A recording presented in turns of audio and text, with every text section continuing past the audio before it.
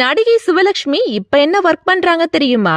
90s கிட்ஸ்களோட favourite ஹீரோயினான Sivalakshmi இப்ப என்ன செய்துட்டு இருக்காங்கிற தகவல் வெளியாயிருக்கு. 1995 ஆசை படத்துல அஜித்துக்கு ஜோடியா நடிச்ச இவங்களோட கியூட்னஸ், இன்னசென்ஸ், ஹோம்லி லுக் ரசிகர்களை அப்படியே இம்ப்ரெஸ் பண்ணிடுச்சு. மேலும் சினிமாவுக்காக சொந்த பெயரை மாத்திக்க மாட்டேன்னு அடம் பிடிச்சதோட நோ கிளாமர்னு ஸ்ட்ரிக்டா சொல்லிட்டாங்க. இருந்தாலும் அவங்கள தேடி வாய்ப்புகள் குவிஞ்சது.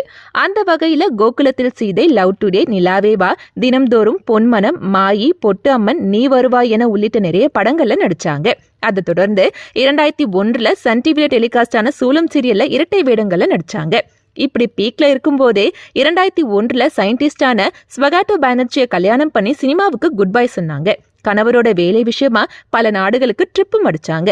இப்ப கணவர் மற்றும் மகனோட சான் பிரான்சிஸ்கோவில் செட்டில் ஆகிட்டாங்க.